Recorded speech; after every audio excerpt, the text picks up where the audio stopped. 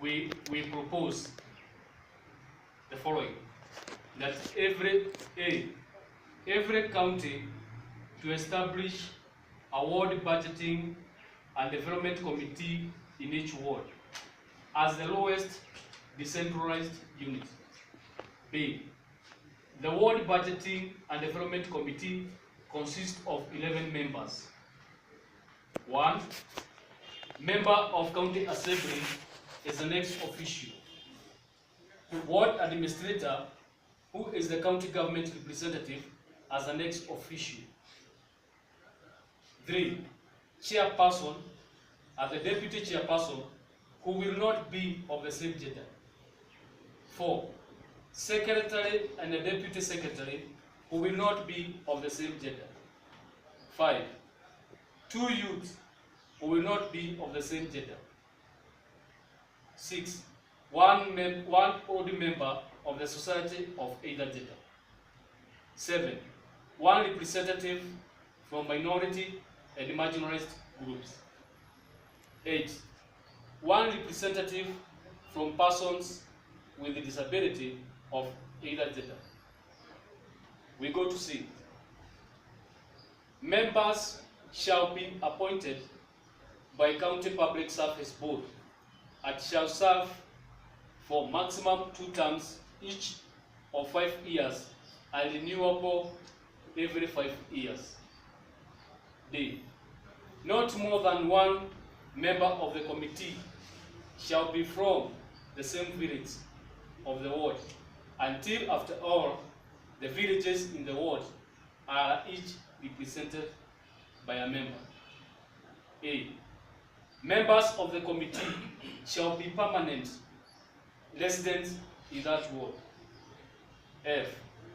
The ward budgeting and development committee may consult the relevant county government departments and other stakeholders who are preparing ward development budgets. G. The ward budgeting and development committee shall be the mandated committee within the ward on the matters of ward development and shall prepare 5 years annualized needs-based ward development budget within the 4th schedule part 2 of the Constitution of Kenya. The committee shall monitor, evaluate the implementation of the budget and ensure that use of ward resources, including human resource, is prioritized. H. The county governor shall annually publish and make a public address on the status of each ward's development during the preceding year. That is as far as Article 176 is concerned, giving full effect to Article 174 on the objects and the principles of the devolved units. Article 203, Sub-Article 2 and 3 of the Constitution of Kenya, which we propose, the proposed amendment by Better Kenya. It is Article 203 is on equality, share, and other financial laws. I will not read the whole of it, but I'll go straight to the changes that we want to make to the Constitution of Kenya. We go to 203, Sub-Article 2, and I read, for every financial year, the equitable share of the revenue raised nationally that is allocated to the county governments shall be not less than 40% of all revenue collected by the national government. That is our proposed change.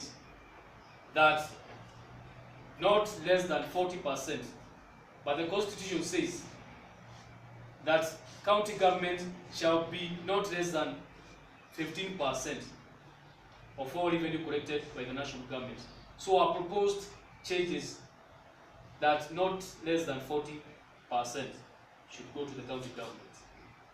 We continue to add to propose an addition, Part B, which says, each county government revenue allocation for the ward's development shall not be less than 40% of its total revenue. That after receiving the 40% from the national revenue, then 40% of the allocated revenue should go straight for ward development. The total revenue shall include the equitable share of the revenue raised nationally that is allocated to the county government, local revenue raised by the county government, and other sources. 3. The equitable share of revenue amount referred to in clause 2 above shall be calculated on the basis of the most recent outdated account of revenue received, as approved by the National Assembly, shall, that's our proposal, and shall promptly be disbursed to the counties quarterly and in equal installments. In Article 255